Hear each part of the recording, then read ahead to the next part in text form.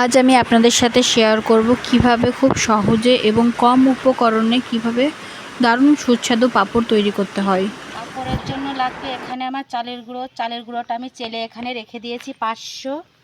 আর এখানে নিয়ে নিয়েছি কালো জিরে। আর এখানে যে শুকনো লঙ্কা ভেজে গুঁড়ো করে রেখেছি। হাঁড়িটা আমি বসিয়ে দিয়েছি উনুনে, উনুনটা ধরিয়ে দিয়েছি। এখন দিয়ে দিয়েছি হাঁড়ির ভিতরে জল, পরিমাণ মতো জল দিয়ে দিয়েছি। চালের গুঁড়ো দিয়ে দিচ্ছি, এখনই নেড়ে নেব।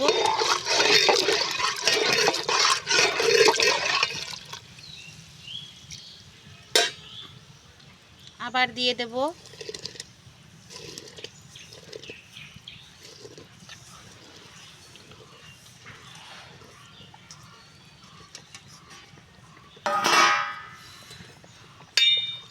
নেড়ে দেব ভালো করে। এখন দিয়ে দেব অল্প করে লবণ, একদম অল্প করে দিয়েছি।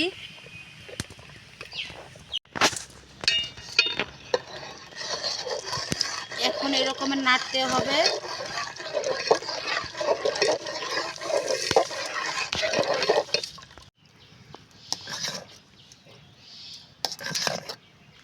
আমার চালটা উঠে গিয়েছে ভালোভাবে, এই যে উতরাচ্ছে। আর এইভাবে ভালোভাবে নাড়তে হবে, না হলে তলা দিয়ে ধরে যাবে।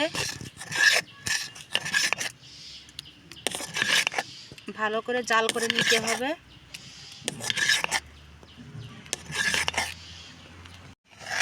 পাঁপড়ের গোলাটা আমার প্রায় হয়ে এসেছে।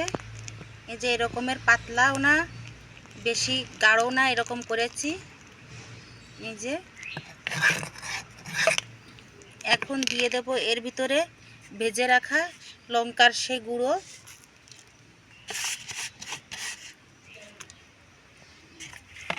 দিয়ে দেব কালো জিরে।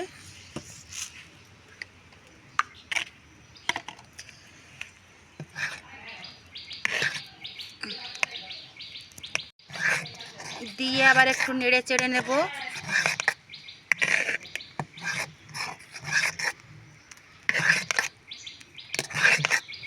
দাঁড়া, পাঁপড় বানানোর জন্য গোলাটা আমার রেডি হয়ে গিয়েছে। এখন আমি ঢেলে নেব।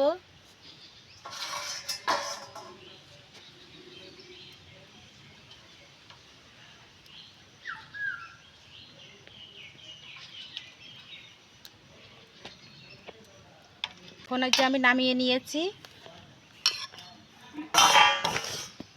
বিশাল গরম আছে, একটু ঠান্ডা করে নেব।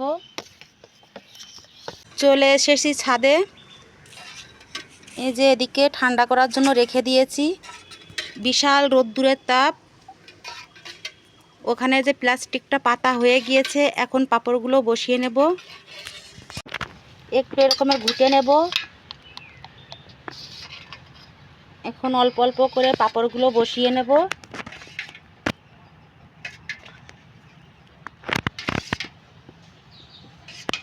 এইভাবে বসিয়ে নেব।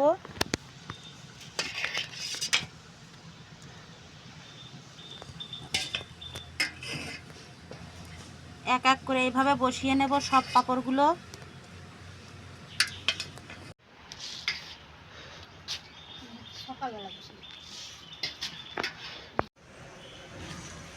পাঁপড়গুলো আমার দেয়া হয়ে গিয়েছে। এইটায় ধরিনি, ওইটায় দিয়েছি। বিশাল রোদ্দুর, 3বার রেস্ট নিয়ে নিয়ে দিয়েছি। এত রোদ্দুরের তাপ।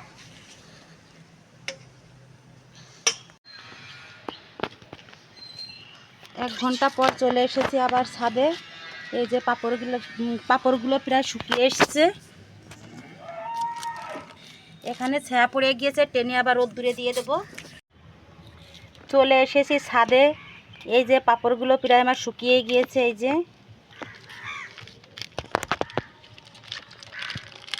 যে শুকিয়ে গিয়েছে। পাঁপড়গুলো আমার এমনি এমনি উঠে গিয়েছে। এই যে একদম কি সুন্দর পাতলা হয়েছে। এই যে এমনি এমনি উঠে গিয়েছে, আমার তুলা লাগেনি হাত দিয়ে। এখন আমি ঘরে নিয়ে যাব।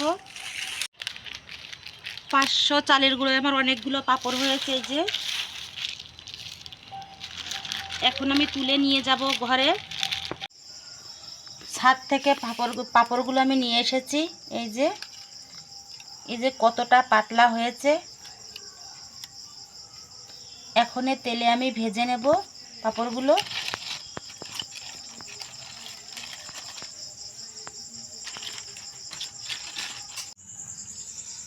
গ্যাসটা আমি ধরিয়ে দিয়েছি, কড়াইটাও বসিয়ে দিয়েছি। এখন দিয়ে দেব সাদা তেল। এখন তেল আমি দিয়ে দিচ্ছি কড়াইতে।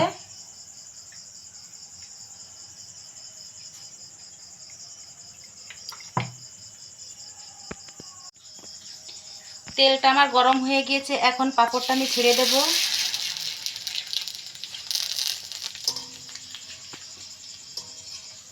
এই যে দেখুন কত সুন্দর ফুলেছে। এই যে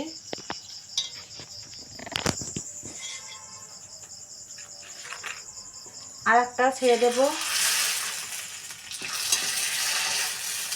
এই যে ওইটা একটু কম ফুলেছে, কারণ ওইটা একটু তেলটা ছিল, গরম হয়নি ভালো, তার জন্য একটু কম ফুলেছে। এটা দেখুন কত সুন্দর ফুলেছে। এক এক করে সব এইভাবে ভেজে নেব। হয়ে গিয়েছে, অল্প করে ভেজে নিয়েছি আর রেখে দিয়েছি। সামনে বর্ষা আসছে, বর্ষার সময় মন চাইলে এটা ভেজে ভেজে খেতে পারবে। এই যে দেখো কতটা সুন্দর, কতটা খাস্তা হয়েছে। এই যে